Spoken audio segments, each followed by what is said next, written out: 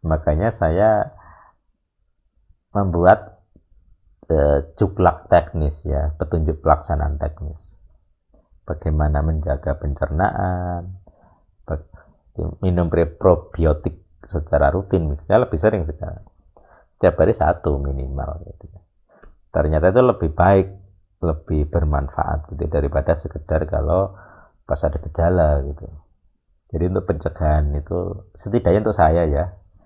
Jadi pencernaan saya sensitif dengan makanan, tapi dengan minum itu lebih jarang kena masalah. Sangat lebih jauh lah intensitasnya.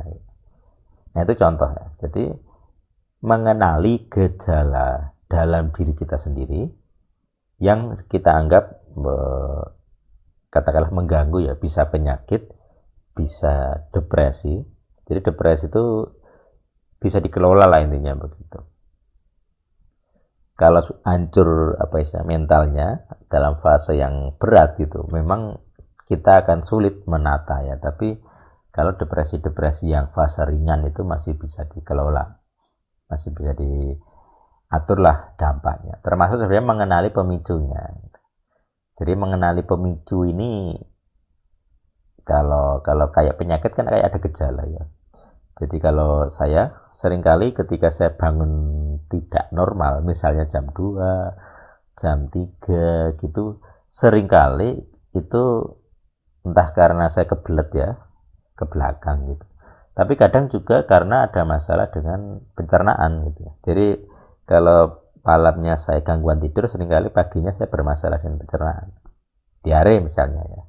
Seringkali begitu. Jadi saya coba mengenali diri saya dengan gejala-gejala yang ada. Sebelumnya saya nggak tahu. Jadi saya kira bangun jam 3, jam 2 itu suatu murni spiritual gitu. Tapi kemudian saya cek, ini sebagian, tidak semua.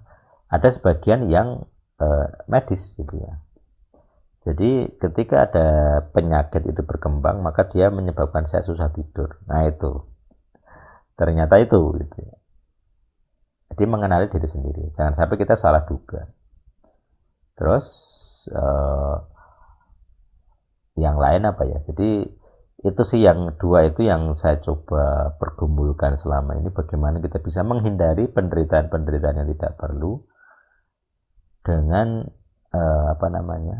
mengenali faktor-faktor apa saja yang bisa berpengaruh bagi kita. Kemudian kita coba memanage-nya, mengelola dengan lebih baik. Karena ini masalah yang serius akan datang terus dalam hidup kita gitu. Seperti saya ceritakan keluar kursi, kemudian saya sudah nuwun sewu mau lewat, tapi beliaunya nggak mau memberi jalan gitu. Kemudian saya tadi coba lihat rekaman video saya, oh ternyata di sisi kanan saya ada lebih longgar gitu ya sebenarnya. Cuman ya saya nggak tahu ya, karena nggak mungkin di tempat itu di lapangan bisa menganalisa video, dan saya juga tidak tahu bahwa akan ada masalah gitu. Karena di kiri saya tadi sebenarnya itu jalan, ada lebih dari 1 kursi atau 2 kursi gitu ya lebarnya gitu. Tapi karena penuh maka diisi kursi baru itu sama orang-orang yang baru datang. Dan di belakang saya awalnya tidak ada orang, kosong. Begitu saya mau keluar tadi udah 3 baris di belakang saya. Jadi itu di luar prediksi saya. Jadi kalau dibilang kecerobohan ya karena saya tidak memprediksi kalau saya keluar saya akan bermasalah gitu ya, karena penuh. Karena di awal saya itu paling belakang gitu ya. Jadi kalau mau keluar kan tidak masalah. Jadi itu hal yang kurang diprediksi, yaitu ada hal-hal yang mengganggu ketika keluar dari duduk gitu. Ya, tapi masalahnya kan itu berarti kita harus dituntut memiliki pikiran yang super gitu. Kita harus memprediksi segala sesuatu. Gitu. Kita kayak seakan-akan kayak iso nyaman gitu kan, kayak iso menikmati hidup karena pikiran kita jalan terus. Makanya kalau ini diterapkan gitu mungkin akan menimbulkan stres gitu. Karena pikirannya harus menganalisa ini gangguannya akan apa, saya nanti akan bermasalah di mana dan sebagainya. Ya nggak heran karena kita kan ya sekolah filosofi ya. Filosofi itu kan bagaimana kita berpikir memang ya, mempergunakan pikiran. Cuman ya itu resikonya ya tidak semua orang sanggup menjalani di mana pikirannya akan terus-menerus waspada. Tapi itu realitanya. Jadi akan ada skenario-skenario yang kita bisa hindari kalau pikiran kita itu kuat, bisa memprediksi segala kelemahan, segala nanti potensi-potensi yang bermasalah. Tapi sejauh ini saya sendiri belum bisa 100% ya. Ada beberapa yang bisa saya hindari, tapi banyak juga yang tidak bisa ya, di luar lah. Jadi seperti tadi, saya tidak bisa memprediksi bahwa beliaunya tidak akan mau minggir, itu saya nggak bisa memprediksi. Karena satu, sebelumnya nggak ada, itu jalan kosong, tapi kemudian ada kursi, 3 baris kemudian mungkin kalau orang lain ya akan lebih rendah hati gitu ya. Kalau yang tidak punya pangkat, ya mungkin akan monggo-monggo gitu ya, silahkan memberi jalan. Karena saya juga begitu, tadi orang lewati saya mau keluar ya saya beri jalan gitu. Orangnya juga minta jalan, nuwun sewu dan sebagainya. Tapi ketika saya terapkan hal yang sama, orang nggak mau memberi kepada saya.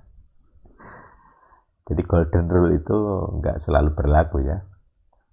Saya memperlakukan orang lain baik, belum tentu kita akan diperlakukan baik. Akan ada pelanggaran dari golden rule ya, aturan emas. Walaupun golden rule itu ya perintah Alkitab ya. Kalau kamu ingin diperlakukan baik ya perlakukan orang lain dengan baik gitu. Tapi nggak jaminan bahwa dengan cara itu kamu akan diperlakukan balik dengan baik, itu nggak ada jaminan. Jadi ini golden rule ini searah ya, kita mengasihi dunia. Jadi kalau kita ingin diperlakukan baik ya kita memperlakukan baik, tapi tidak bisa dibalik. Kalau saya ingin diperlakukan baik, kemudian saya memperlakukan baik, nggak jaminan bahwa saya akan diperlakukan baik. Jadi nggak bisa dibalik. Itu searah kita kepada dunia, tapi dunia kepada kita ada beberapa bisa, tapi seringkali tidak. Sama seperti kita, ya naik motor lah, kita sudah hati-hati, tapi orang lain tidak. Begitu. Yang kena siapa? Ya kita akhirnya. Mungkin dia nggak celaka, kadang kita yang celaka gitu.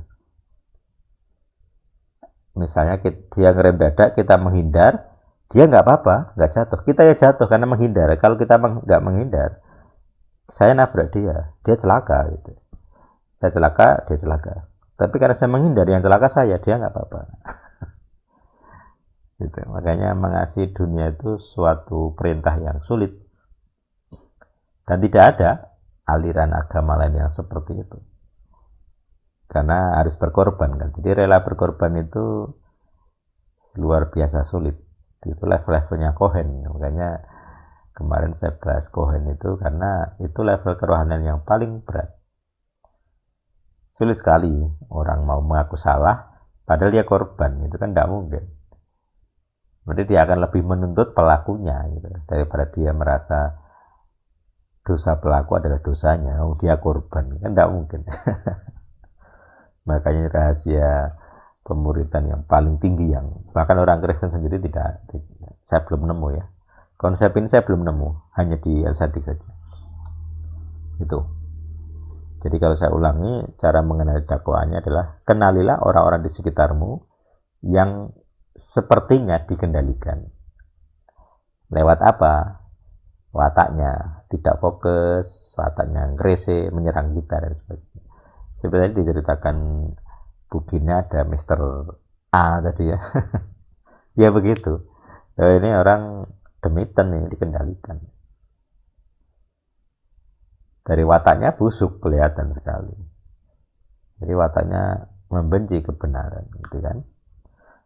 Dan seperti anak kecil gitu ya. Jadi saya rasa itu contoh-contoh yang ya jelas sekali lah itu masalah gitu ya.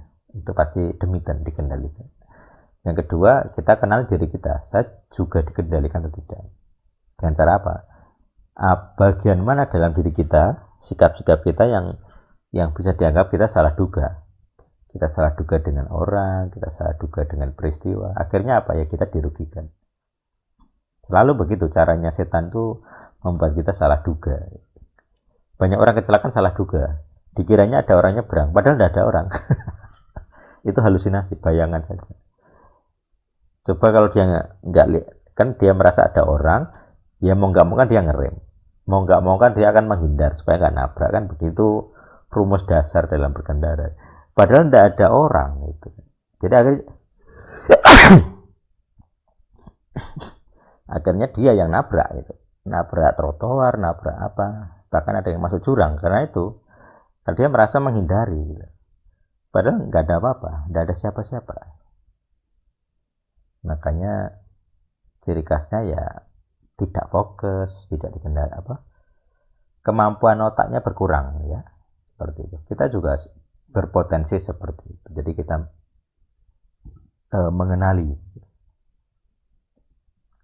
Jadi kalau orang lain kita kenali berpotensi, diri kita kenali berpotensi dikendalikan, maka itu fondasi dua itu sudah agak lumayan besar ya. Kita bisa menghindari. Kira-kira apa peristiwanya? Ini level 3 nya agak berat ya, karena kita harus berpikir ini skenario nya kira-kira apa tadi. Dari pemahaman salah duga tadi, saya coba bisa mengenal, oh ini skenario ini tidak murni kesalahan orang, ini skenario. Karena hanya terjadi ketika peristiwa agenda tadi gitu. Seperti kemarin selebar pecah itu skenario. Kok bisa pecah itu skenario.